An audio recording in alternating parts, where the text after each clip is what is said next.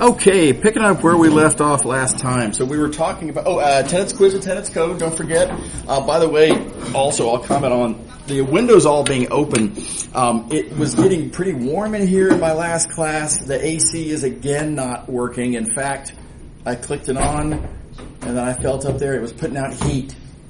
So the windows being open is our only way to have any reasonable positive impact on the comfortableness of the room. So it is what it is.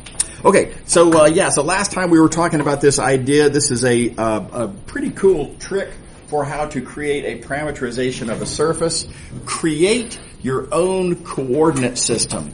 So we talked about the torus last time. That's this surface right here. And again, I like to think of it as, imagine that this is some sort of a world that you have to live on. How would you describe location? What's the most natural, right? Tailored to the geometry of the surface. What's the most natural way to describe where you are? And I think for a torus, just as an example, I think that what makes sense is to keep track of two angles, namely, starting from a fixed point, we'll keep track of this angle that I'll call T, and then this angle, wrong color, this angle that we'll call S. Right? I think that's pretty natural for the geometry of this particular surface. Okay, and if you tell me a T and an S, then okay, I know you're talking about that point, for example. Okay, so this is where we ran out of time last time. So how you turn this into a parameterization is you just recognize, well, we have, in fact, let's see here, two parameters, S and T, that determine my position, x comma y comma z. In fact, therefore, this coordinate system we've created on the surface of the torus kind of is a parameterization. It does at least determine the point x, y, z based on those two parameters. I just don't have a formula for it yet. Right? So all that's left to do actually is just do the geometry and just figure out, okay, what are the coordinates of this resulting point with, our made up new coordinate system S and T. Okay, so most of what is going to follow, I'm going to leave as exercises. This is all reasonable exercises for y'all to do on your own. Let's see, let me try to get where I can see more. There we go. Okay, here we go. So first thing I would suggest, figure out where that point is. All right, how can we understand where that point is? And you can see it's only going to depend on T. And I would point out that, for example, this vector here, pretty easy to write down. And then running out of colors, use dark green here. This vector right there, that little B vector, which of course is morally equivalent to that, right? As T varies, that vector will just kind of rotate around sort of in the XZ plane, as it were. And think through the details, you can convince yourself that that vector is this. And then, of course, with the orange and the dark green having been computed, this red point is just orange plus green. So that gives you the coordinate of that red point. And then once you know the red point, let's see here, let me keep my highlighting up. Once you know that point P, all we have to do now is figure out how to rotate that red point around the z-axis to get to the purple point we're actually interested in. And so how do we do a rotation? Well, a rotation around the z-axis, linear algebra. Right? Now again, we keep, this situation keeps coming up where we need a matrix that describes a rotation for, particular purposes. And so again, make sure that you can do this. We've talked about it several times. Hit the highlights. We've done a couple of examples. feel free to come talk to me again. Don't hesitate. If you're still not sure, still not comfortable how to do this, happy to discuss. Come talk to me in office hours. Totally do it. One way or the other, make sure you're good with that. So it's all over but the shouting and the details. So again, we have this point in red I'm calling P was this, and then the rotation in blue. Oh, come on. Let's see here. The rotation there in blue, like that, and you multiply them out. And that gives us this final point. Again, position on the surface, or whatever surface this is that. So I've left a lot of details for y'all to think through, but this is the big picture strategy. And most of what we've just talked about here is just geometry, trig. It's just kind of working out the details. The big idea, the thing that really you want to make sure to retain is this idea here. Let me kind of try to get it back down. There we go. That on a given surface, if there is a point whose location you want to describe, think about what would be the natural way to keep track of where you are. Call that a coordinate system.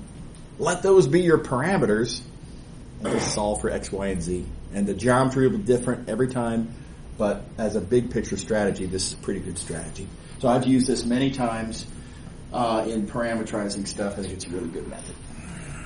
Okay. All right. Moving along.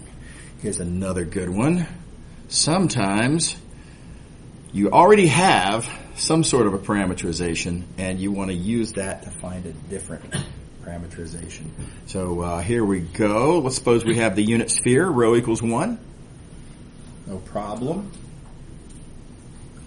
How would I parameterize that unit sphere? Well, it's a spherical graph. I've got one of the variables solved for in terms of the other two. You plug that into the conversion formulas, this immediately follows, right? You just take x equals, we have standard formulas for x, y, and z in terms of rho, phi, and theta. Plug in rho equals 1, boom, parameterization. Okay, and then by the way, you can work this out one coordinate at a time. It's just a matter of kind of recopying, and this is that parameterization written in terms of coordinates. Okay, this is what I'm going to call an existing parameterization, because that was a pretty easy process. Now, suppose that instead of a sphere, what if you want to parameterize an ellipsoid? All right, so you look at these two equations, and they're not the same. But they do seem to be pretty closely related, and y'all probably are having flashbacks right now to Chapter 2 when we talked about deforming equations, right? And in particular, you can probably see this coming. It's like I just took every x in that equation, and I replaced it with x over a, and of course we know that that's a stretch in the x direction. So it's a related thing, but how would I parameterize the ellipsoid? Now, the first reaction might be, well, we used spherical coordinates for the sphere. Plug it in, boom, we get a nice convenient spherical graph parameterization. Hey, how about we do something like that for this ellipsoid? The problem is, this does not have a nice spherical equation. Rho equals 1 works out great for the sphere. For an ellipsoid, it's not great. So we're already kind of stuck. Right? So again, we're going to now try to capitalize on the fact that, well, I know my existing parameterization, and I know how to deform it. I know that what I'm doing to the green parameterization is, among other things, I'm stretching by a factor of a in the x direction. So take your existing parameterization and just do that. We're just going to stretch by a factor of a on the parameterization itself. And here's what that looks like. I'm going to show you two different ways to think about it. You could take these equations, this kind of coordinate take on the parameterization. And you could literally take that x and replace it with x over a. Whoops. Oh, and now my stylus dies. Okay, so back up stylus.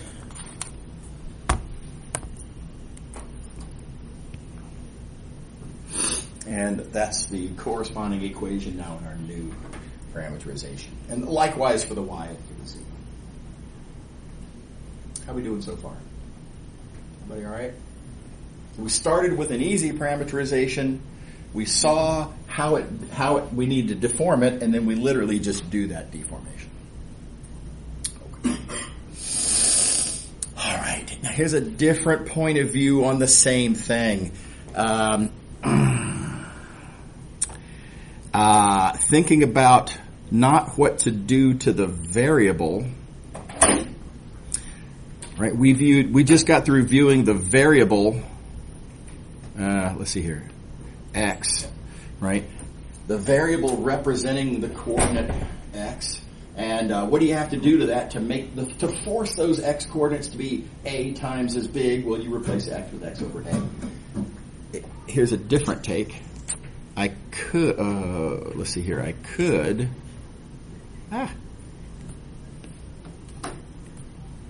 could take not the variable, but the formula for how to compute the variable. And I could say, hey, look, that's how I compute my x. This is what x was. And I could just say, look, if I want to take this formula, it tells me what x was. If I want the values of x to be a times as big, okay, I will multiply those values by a. Now they're a times as big. Right? And now it is a source of confusion. A lot of students do get confused. Well, wait a minute, are we multiplying or are we dividing? What gives? Well, do keep in mind that when we say this is R, what we mean is that's X, Y, and Z. And so this new parameterization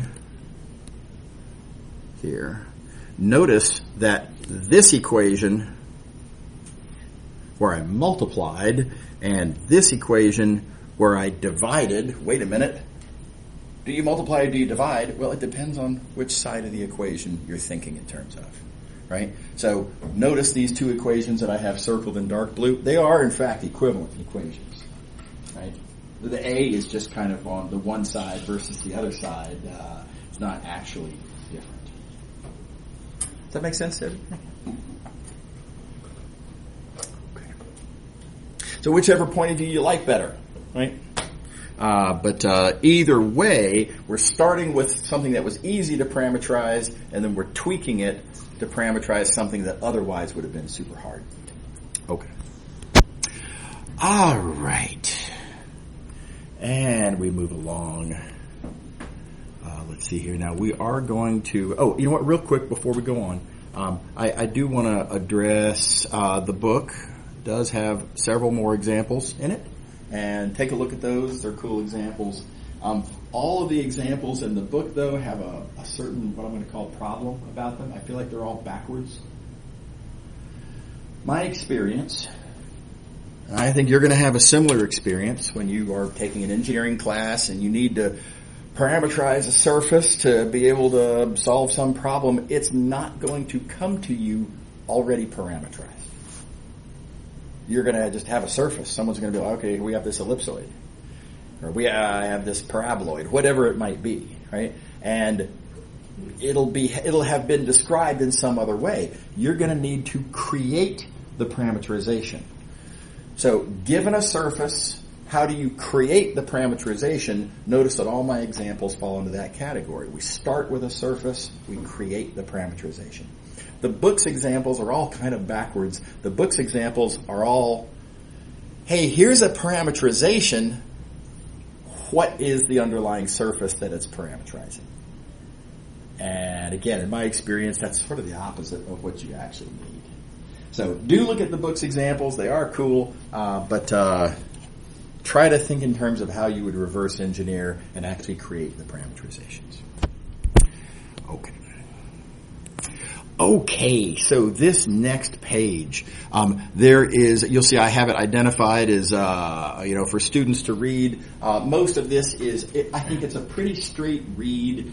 It's a good thing to think about. I do encourage you to take a look. There's at least 1 or 2 homework exercises where you do have to actually talk about some of these, what they call coordinate curves. It's not a big deal. See how the book presents it. Look at how I've presented it here. Hope that's helpful. It's not such a hard thing to deal with. I'm going to cut down to the sort of punchline, and here's the nice punchline. If you have a parameterization, and I'm using a sphere here just for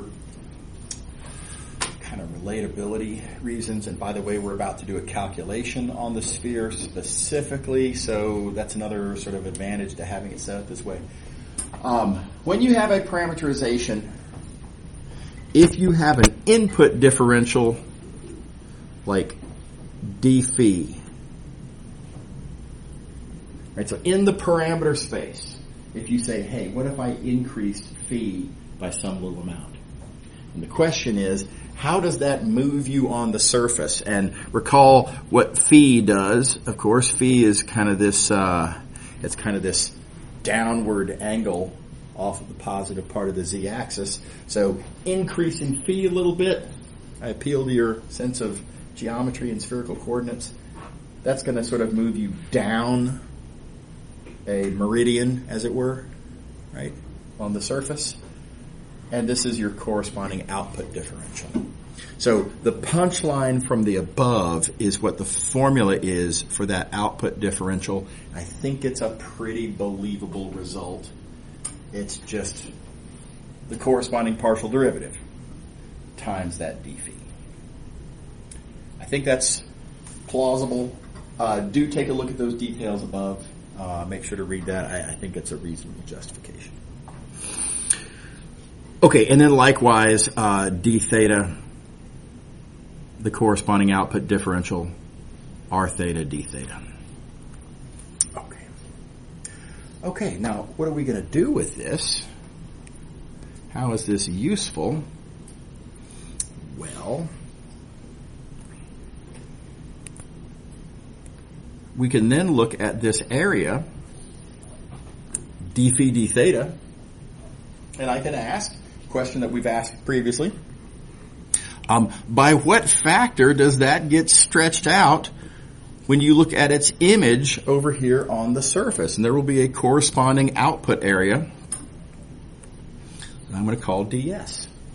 And given an input area, what's the corresponding output area? Or said differently, if I have an output area and I want to rewrite it in terms of phis and thetas, in other words, if I want to pull back, what do I have to multiply times d phi d theta to get the ds that I actually am interested in? So that's going to be our next question. How do we compute that stretching factor? Before we do that, why would we want to do such a thing? Right? Why on earth would I need to pull back from a sphere? And it's the same reason for every other pullback we've ever done. We've done pullbacks. I guess technically y'all did some pullbacks when you used the substitution rule in single variable calculus, in Calc 1, Calc 2, whatever that is. But then for two-dimensional change of variables, three-dimensional change of variables, line integrals. If you're interested in something that's being computed over a domain that's hard to deal with, right? If you want to compute the amount of mass distributed over the surface, or maybe there's ants crawling all around the surface, I want to know the total number of ants, whatever. If you have something that you're adding up over a weird domain, we like to pull back because then the question turns into an integral on a nicer domain. Right? So that's exactly what we're going to be doing here. We have an example that will follow in just a couple minutes. That's our motivation. But let's actually do this, and it's pretty straightforward. If you look at this little piece of area here, you look at that ds,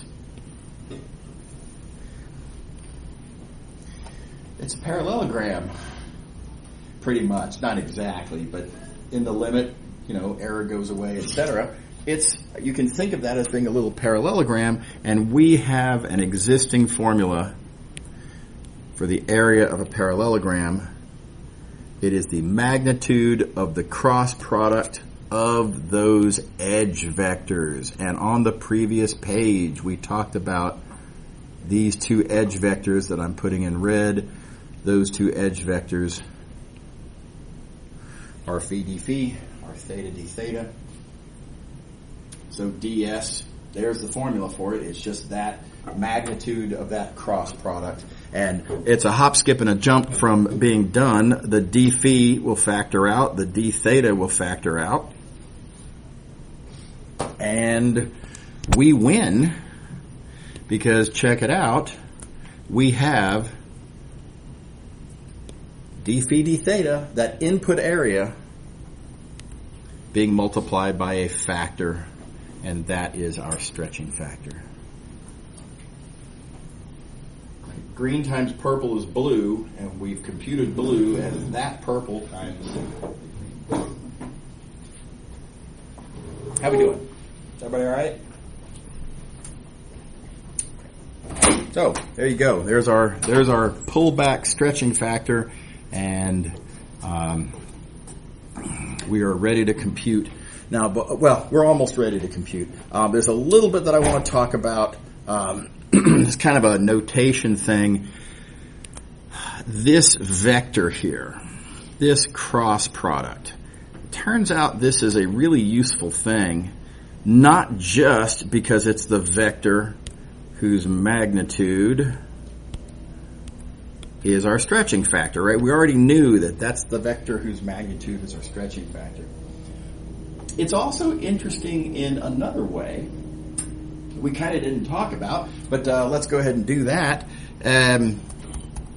This vector, if you think about it, let's see, let me get rid of if you think about it, what are RS and RT? That doesn't show up well. Let me do it like this. What are RS and RT individually? Well, R is our parameterization. The R point will always be on the surface. If you're moving around on the surface, any derivative of your position as you move on the surface, your derivatives will always be tangent to the surface. Your velocity as you move on a surface will always be tangent to the surface. So RS and RT, up here, R phi and R theta, will always be tangent vectors. So this cross product, being perpendicular to those tangent vectors, that cross product is always going to be perpendicular to the surface. So because of that, we call this specifically a normal vector. It's perpendicular to the surface, so normal vector is a reasonable term. And I like to call this, if I may, again, let me clean up the mess. I like to call this the parametrized normal vector, because if you look at the formula, where did this n come from? This formula that creates our capital N, this formula comes straight out of the parameterization. It comes out of R. You give me an R, you give me a parameterization. From that is how I compute that normal vector. So my term for this is the parameterized normal vector. And again, let me clean up the mess. This thing right here, this capital N, parameterized normal vector. Does that make sense? Is that everybody okay? Everybody following? Feel free to ask if you have questions. Okay, so quick heads up. The book does not agree with me on this. The book prefers to call this the standard normal vector. I mean, I suppose it's standard. It's a standard formula for how to compute from the parameterization, but here's the problem. The parameterization is in no sense standard. There are lots and lots of parameterizations, right? Remember we talked about parametric curves? There's lots of different ways to parameterize a curve. Bazillions. Countless. different ways to parameterize a curve. Likewise, for surfaces, there's loads of different ways to parameterize a surface. To me, the word standard represents a danger that students will overinterpret and somehow think that this thing, capital N, is intrinsic to the surface itself. And it is not. It's very importantly not intrinsic to the surface. There are a lot of different N's depending on the parameterization. Now, they're all perpendicular to the surface, so some of those vectors are longer, right? Some of them are maybe shorter. Some of them maybe even go the opposite direction perpendicular to the surface. They're all different. So anyway, heads up, when you're reading the book, you're going to see the term standard normal vector. When you're in class or looking at my notes, you're going to see the term parameterized normal vector. Everybody okay?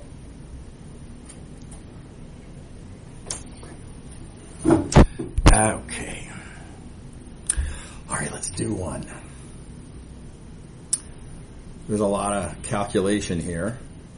I'm going to start kind of at the end here real quick. We're going to compute the surface area of a sphere. This first observation, I think, is a pretty straightforward observation. I can take my sphere, I can chop it up into little pieces. The total surface area is the sum of the areas of the little pieces. All right, let's see here. Well, that ds, if I can get this to cooperate, there we go. That ds, we have a formula here. ds is stretching factor times d phi d theta. And the stretching factor is capital N. So ds, I'm going to rewrite as capital N, a magnitude of capital N times d phi d theta. You see that right here, ds, magnitude of capital N times d phi d theta. And now we have to do the actual heavy lifting of this question, which is to figure out what that magnitude of capital N is. And it's just a tedious little, annoying little exercise here. But, whoops, eraser, there we go. We're going to have to first,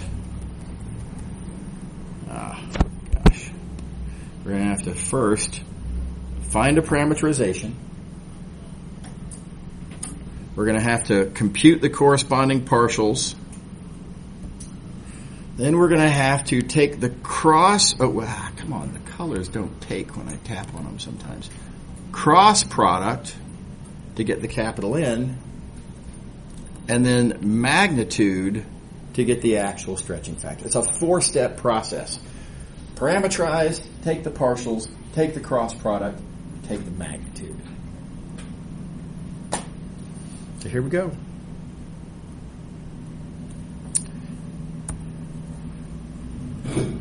How do you parameterize the unit sphere?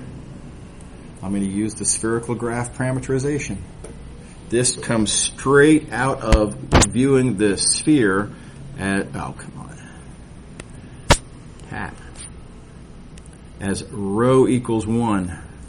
Right, the unit sphere is rho equals 1. Plug in rho equals 1 into the usual spherical conversion formulas. There you go. There's your spherical graph parameterization for the unit sphere. Everybody okay with that? We talked about graph parameterizations last time. Next, we take the partials. That's just partial derivatives. Y'all know how to do partial derivatives. Think them through. Make sure you're good with that. Make sure you remember when you do partial derivatives, you got to think about which variable is a constant, which variable is a variable, at which stage, depending on which partial you're computing. It is, as I'm sure y'all have noticed, pretty easy to accidentally get your wires crossed at some point and do the wrong variable as a constant, and you get wrong answers. Anyway, think it through. Make sure you're comfortable with that. Then we do the cross product. which again, there's a certain amount of tedium there. Make sure you can do this. It's just trig and multiplying and adding and subtracting, right? Ultimately not deep water, but when there's a lot of stuff going on, you got to think about how are you going to keep track of things, how are you going to be organized with how you write things down. So you want to minimize the whoopsies, right? One thing I found when I was y'all's age is that what made me from unreliable to pretty reliable is being organized in terms of how I write things down and not just kind of whipping it out, right? But sort of, thinking about where should I write this and how should I make my parentheses so that I don't forget my parentheses, things like that. So be careful and make sure you're reliable with how to proceed to a tedious, bulky calculation like this. And then lastly, you're going to take that magnitude. And that's another kind of tedious calculation. You got a big nasty formula here. You're going to have to take the sum of the squares of these already ugly things, then take the square root of that sum of that squares. It gets bulky. What will come to your rescue is the Pythagorean identity. It comes up several times. I think I remember it coming up 3 times. Every time the Pythagorean identity shows up, the ugly goes away a little bit more. And look how simple the final answer is. That stretching factor, sine phi. So, our pullback integral ends up being a really easy integral, right? Just a good old-fashioned double integral, rectangular domain and everything. This is a really easy double integral, and you get the familiar answer of 4 pi.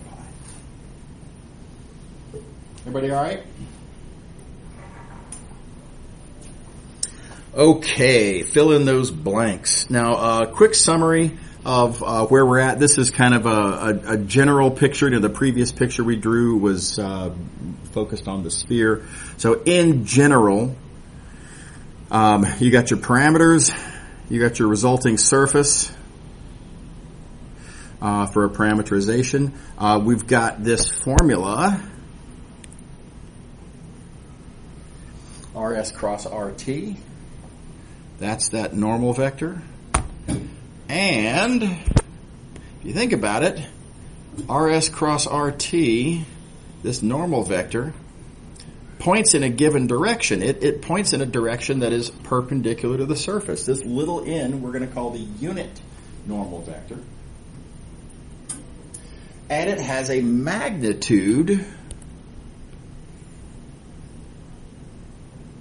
And of course, a direction and a magnitude is what defines a vector. So that's just breaking down that capital N vector in terms of each of its sort of geometric component elements, right? It's got a direction, it's got a magnitude, both of them mean something. Okay. Now, what we haven't written down previously is that you can take these partial derivatives and do them one coordinate at a time. Nothing deep. It just R is a parameterization. R is x, y, z. You can write down those coordinates, those partial derivative coordinates one at a time. Likewise for the other. And then you can crank out this cross product in terms of those coordinates. And it's just a little bit weird how this works out, but your capital N vector has individual coordinates that are two-dimensional change of variables stretching factors. And I think that's a little surprising the first time you see it. So I just want to point that out. We are going to make use of this fact later on, and next week at some point. I forget exactly when. So the fact that these are two-dimensional stretching factors is actually going to be useful to us. Now, why they turn out that way, it looks like a coincidence. It's not a coincidence. There's an excellent and ultimately really simple reason why this happens. but it's a bit of a discussion, and it's one of these things that just doesn't quite make the cut. If this was a full year course, I would absolutely talk. I would spend 30 minutes talking about this if this was a full year course and if I had that kind of time. We just don't have that kind of time. So anyway, if you're curious, come talk to me. I'll be very happy to show you why, not only that these turn out this way, but why they should, why this makes sense, why this is natural. But anyway, I just want to point out now that this is the formula. Okay. Now there's a neat special case to talk about. If you are dealing with a graph, right? So, for example, if z is a function of x and y. I emphasize this is a special case. Not everything's a graph. So this is just a narrow special case. Furthermore, if not only do you have a graph, but if you want to use the graph parameterization like so, and I got to emphasize, just because it's a graph doesn't mean this is a good idea. There are graphs where the graph parameterization would be a terrible choice.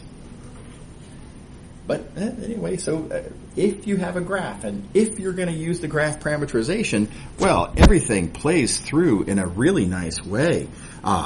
The graph parameterization will always be this.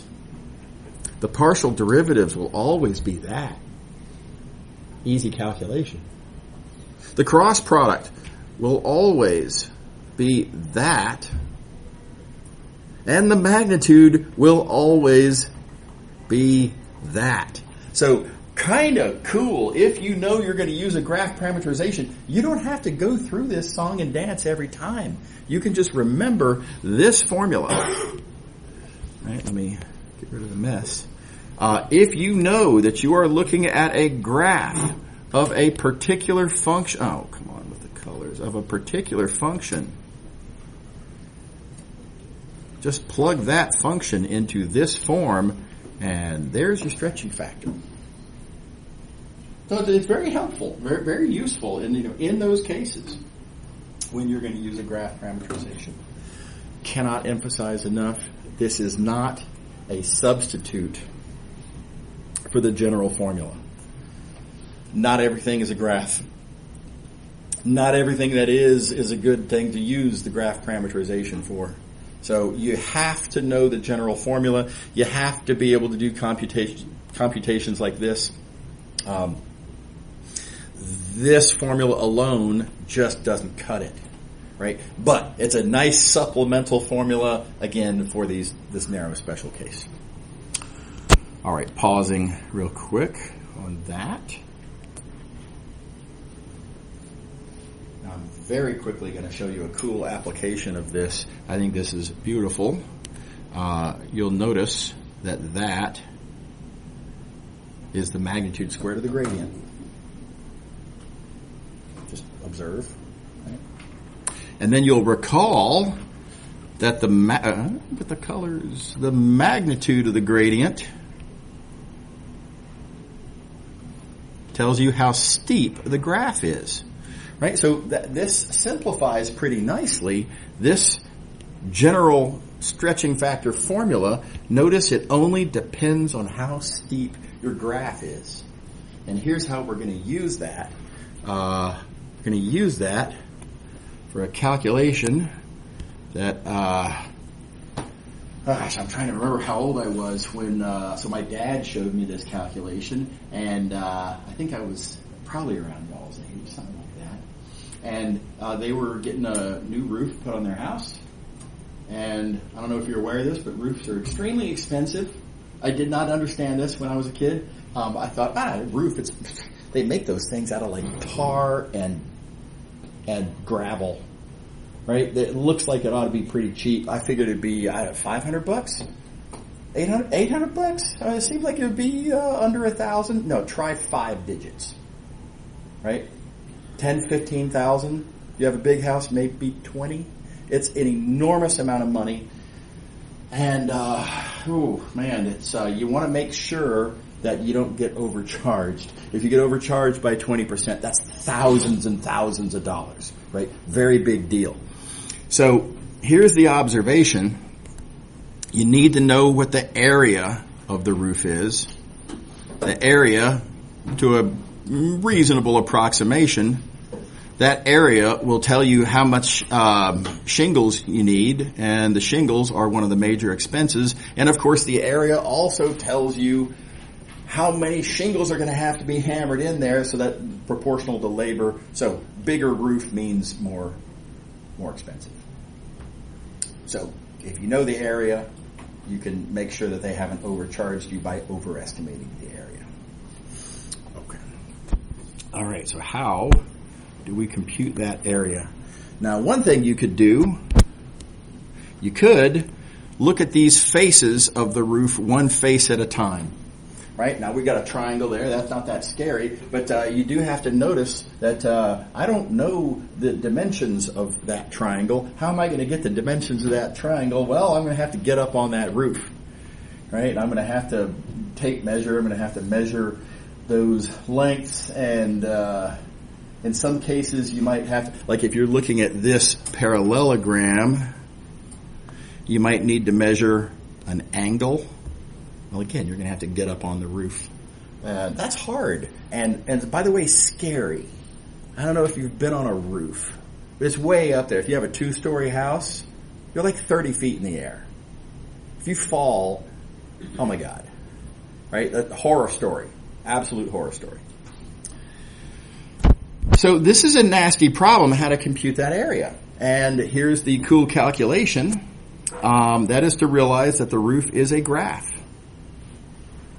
You're trying to compute the area of a graph. How do you compute the area of a graph? Well, we know our stretching factor is this. And here's a useful, I'm going to call this a fact. It's an observation. It's a common state of affairs anyway. Many houses, I think most houses, how steep the roof is constant on all of it's the same on all of the faces of the roof. Now, that's not every house, and some houses have these cool, steep, like the windows facing forward, and it's like a little, I forget what they call it, gables. I think they're called gables. Right? So, yeah, every house is different, but many houses, maybe most houses, the steepness is a constant. And so if you think about it, if the steepness is a constant, then that means that this entire stretching factor is a constant. And if that stretching factor is a constant, it'll factor right outside of the integral.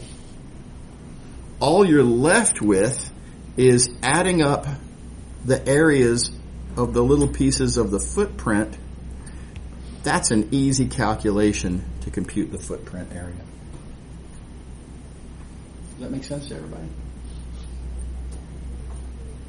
So, you can get up on the roof and with a protractor and a tape measure, you can measure all the lengths and all the angles and get down on the ground, I hope safely, and have a tremendous amount of geometry to deal with. Or you can walk very safely along the footprint, measure all these little dimensions. It's just rectangles, world's easiest geometry calculation of area. And then the only other thing you have to do is figure out what is that steepness. How steep is the roof?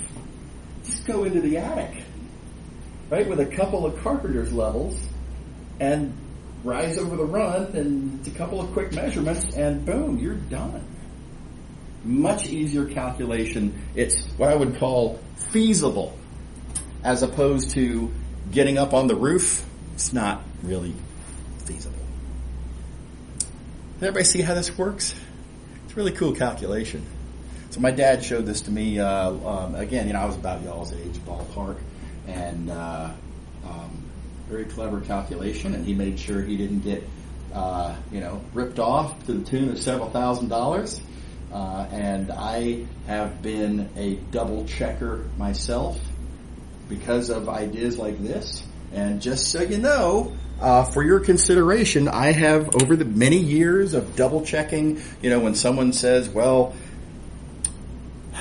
the big victory for me has been that I double checked the calculation on our home mortgage. They gave us an interest rate, a certain amount of principal, et cetera, right? And what should the monthly payment be? And they told me what they thought the monthly payment should be. I double checked. I did the calculation myself. Found that they, in fact, were overcharging. I called them on it, and they said, "Oh, whoopsie, our bad, right? We made a little boo-boo there, right? What a coincidence, right?" So I saved $5,000 for that one calculation, right? And I would speculate that sort of thing probably happens more often than a lot of people realize. So anyway, I encourage you to be a double checker for similar reasons. You can save yourself loads of money. By the way, I have caught, probably, now this thing's died. I have caught several mistakes in significant purchases that we've made as a family over the years. And wouldn't you know it, interestingly, the mistakes are always to their advantage. What are the odds? I'll just leave that at that. Okay. So yeah, we're basically already set up for surface integrals. Surface integrals, it's a lot like line integrals, and I will go ahead and remind you real quick. Let me go back to, okay, here we go. So y'all will recall back in chapter 6, we encountered this scenario where we have this dimensionally awkward domain. It's one-dimensional, but it lives in a 2 or 3-dimensional world. I want to be able to chop this up into pieces and add up on all those pieces. Here we are again. Now we have a 2-dimensional thing in a 3-dimensional world. And I would like to be able to chop up and add up over all the pieces. Now, what am I interested in computing? Oh gosh, I don't know. It could be lots of different things, but on any given little piece, maybe I want to know how much mass is in there. Maybe I want to know how much snow has accumulated on that part of the driveway. Whatever, right? Let's leave this general so it applies as broadly as possible. And the big idea is you chop it up into little pieces. On each little piece, stuff per unit size times size, and we'll call that an integral. And we'll worry later about how to compute it. We're going to do the exact same thing here. Our surface, maybe I want to compute the mass on it. Maybe this is a hillside that has flowers growing on it, and there's more flowers at the lower altitude and less flowers per unit area at the higher altitudes, and I want to count the total number of flowers. And I don't want to have to get out there with a clicker to count 500,000-ish flowers, right? So I want to be able to use an integral to compute this. Whatever it is that you're interested in computing, on each little piece, stuff per unit area times area, instead of stuff per unit length times length. Same basic idea, different geometry. And when we did this in single variable, or excuse, with the one-dimensional, that stylus is not working either. Maybe this is working again. I only need 2 minutes here. Oh my gosh, I have no stylus. Okay, maybe my finger will work. Okay, all right, let me just hand wave. I'm sorry, my styluses are dying on me here. I think it's just the eraser. The what now? The eraser. Oh! Thank you. It's not the stylus that's the problem. I'm the problem. Okay. There we go. Whew, okay. So, if you have a dimensionally awkward domain, we get a new kind of integral. Here we have a different dimensionally awkward domain, now a surface. We add stuff up with just a different kind of integral. This is called a line integral because it takes place on a curve, which some people like to call a line. This is an integral that takes place on a surface, hopefully no surprise, we're going to call this a surface integral. And what we'll see after the weekend is that while this is a scalar surface integral because the integrand and the differential are scalars, there's another kind of integral called a vector surface integral that's going to naturally arise. And we'll see that next time. So y'all have a great weekend. See you later. See you Monday.